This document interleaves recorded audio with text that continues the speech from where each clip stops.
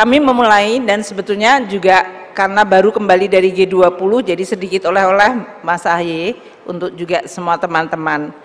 Kita tahu bahwa kondisi perekonomian dunia saat ini tahun 2024 masih diprediksikan dalam kondisi yang relatif lemah. Kita selalu mengatakan kondisi dunia tidak baik-baik saja karena memang ada alasannya. Alasan yang pertama adalah semenjak pandemi COVID terjadi perlemahan perekonomian dunia karena sesudah pandemi COVID di mana ekonomi dunia mengalami kontraksi, diharapkan waktu itu ada pemulihan yang kuat dan terus berkelanjutan. Yang terjadi sesudah pandemi karena ada pengaruh pandemi yang disebut scarring effect atau efek mendalam luka dari pandemi itu, maka pemulihan tidak berjalan secara seimbang, bahkan kombinasi pandemi plus geopolitik, peperangan di Ukraina telah menyebabkan meningkatnya harga-harga pangan dan energi.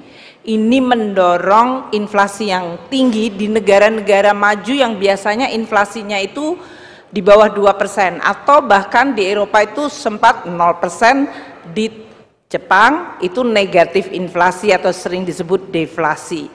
Dengan adanya kombinasi dari kenaikan harga pangan, kenaikan harga energi, dan juga disrupsi rantai pasok, inflasi terjadi di berbagai negara maju yang kemudian direspons dengan kenaikan suku bunga atau kebijakan suku bunga dari bank sentralnya. Kenaikan suku bunganya itu nggak kecil-kecil, nggak 1/4%, 0,5%, kenaikannya itu 5% atau 500 basis point.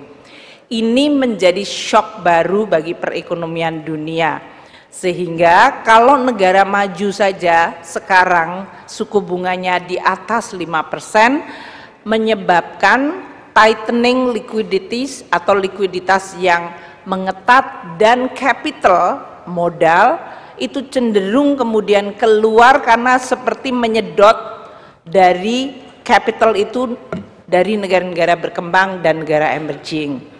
Inilah yang menyebabkan banyak negara berkembang kemudian mengalami tekanan dari mata uangnya, dan yang lebih rumit lagi banyak di antara mereka yang kondisi fiskalnya tidak sehat. Tidak sehatnya karena sebelum pandemi mungkin sudah tidak sehat, ditambah dengan pandemi. Pada saat pandemi itu APBN atau fiskal bekerja luar biasa keras, menyebabkan sebagian cukup besar 52% dari negara-negara berkembang dan negara emerging sekarang terlibat atau berada di dalam kondisi fiskal yang sakit atau tidak sehat.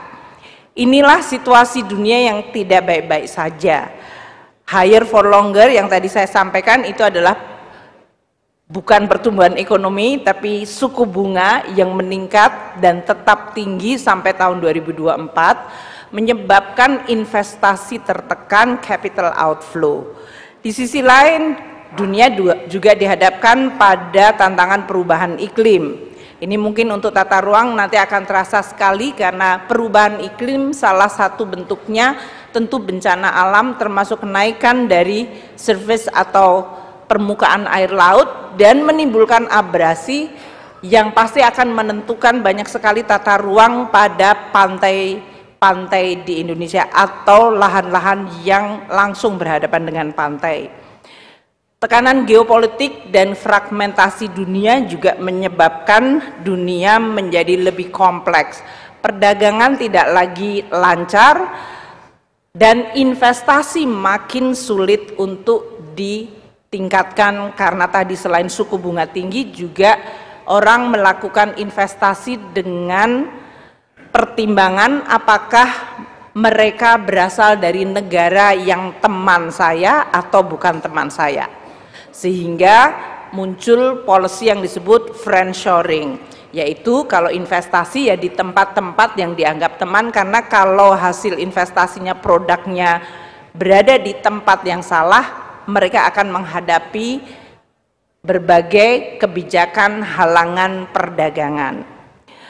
Situasi inilah yang kemudian menyebabkan pertumbuhan ekonomi dunia tahun 2024 cenderung melemah. Dan inflasi meskipun mulai menurun, namun masih relatif tinggi. Indonesia alhamdulillah dalam situasi yang pertumbuhannya relatif stabil cukup tinggi, inflasi kita relatif rendah. Inilah yang menjadi, terima kasih. Download Tribun X sekarang, menghadirkan lokal menjadi Indonesia.